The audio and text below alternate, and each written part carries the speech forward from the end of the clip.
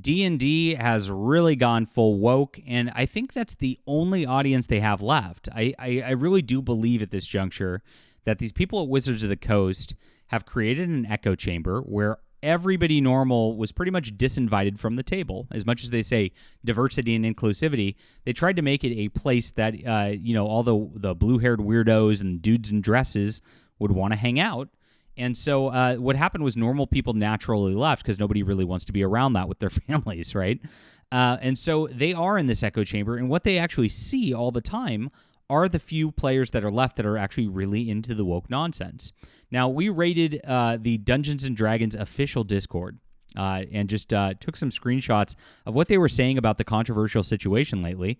And it gives you a clue as to what these woke activists think and why they think there's this modern audience that's going to come in on this stuff. It's really, really crazy. Now, I wrote this up on my Fandom Pulse Substack, so you guys can go look at the screenshots and all that. It's in the description below if you want to sign up for Fandom Pulse.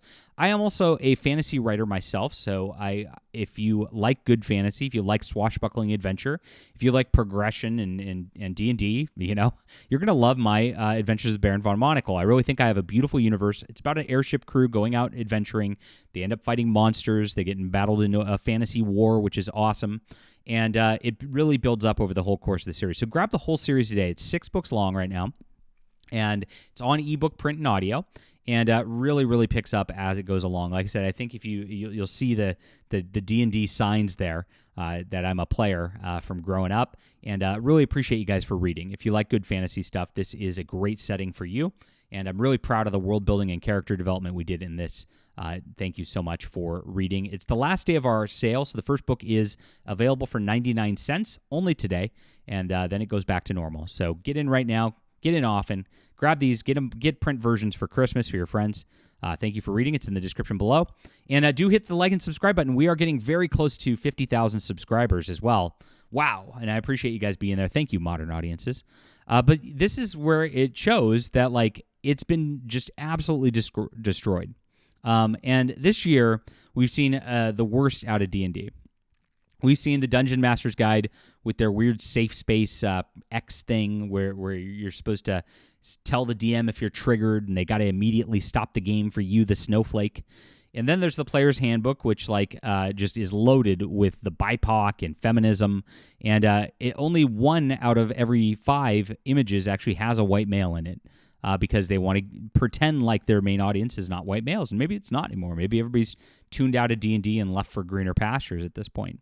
Not only that, but we've been talking about all this week how Jason Tondro, the senior designer, wrote this Making of Original Dungeons & Dragons preface where he blasted the original founder, Gary Gygax, talked about how Dungeons & Dragons is all about misogyny and all about cultural appropriation, very terrible things.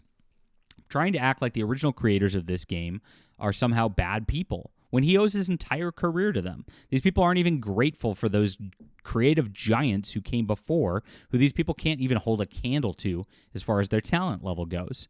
It's really, really sad, but that is where the setup for all of this comes in. So we got into their Discord this week. One of my loyal fans, thank you for showing me this, my friend. You know who you are. And this is it. The Dungeons & Dragons Discord, they got a 50th anniversary little thing with some rainbow and some trans colors around it to let you know kind of immediately where this is going to be going. Server rules, get information on the server rules. Okay, new to D&D.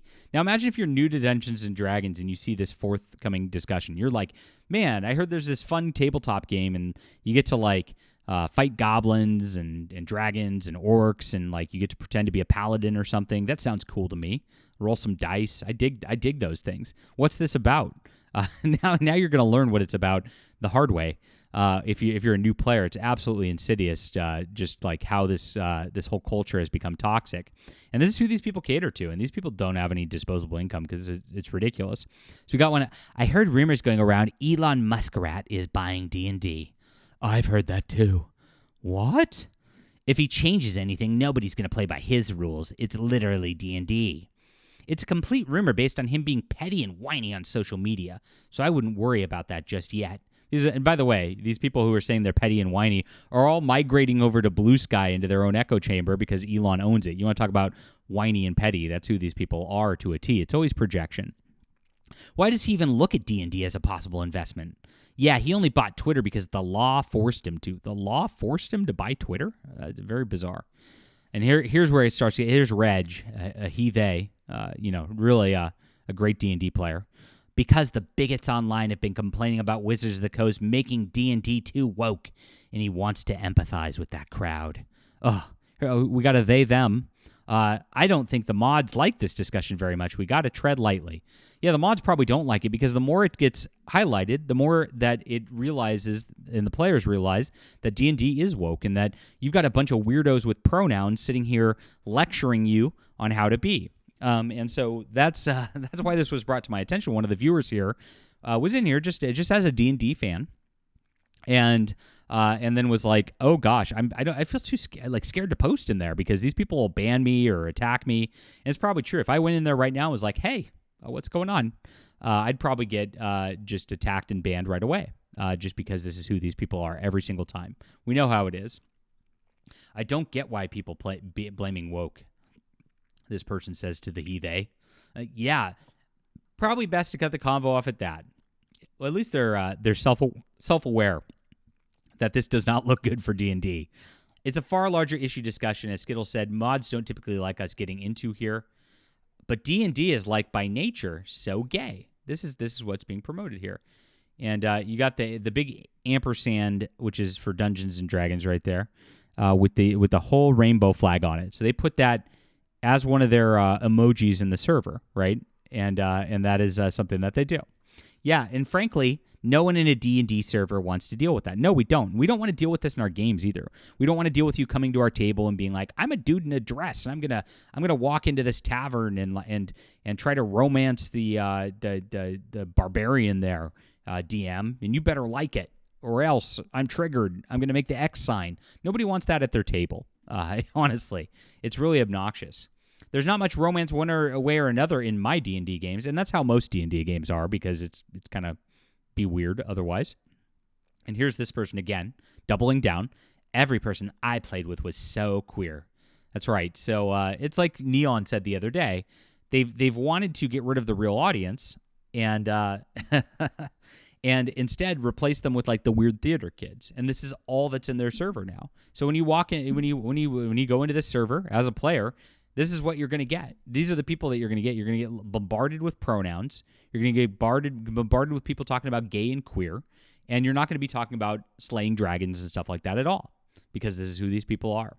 How can people complain about a game being imagination being woke? Literally nobody is affected. If you don't like it, it's not forced into your campaign or something. Playing a girl in D&D for the smaller hitbox. Smile. Ha ha ha ha ha. So cute cat there. And so this old-time player told me, "I sometimes pop into the official D&D Discord channel. I searched Elon to see what the general consensus was about the thoughts of him buying out Hasbro. What a woke mess it is in there. You can't even talk about Elon in their general chat without someone shutting you down, trying to change the subject. You can't bring up rumors or talk about it in there. What a mess." And like I said, at this point, normal gamers who would speak out against this kind of nonsense would definitely feel like they're getting attacked and definitely feel like they wouldn't be welcome there.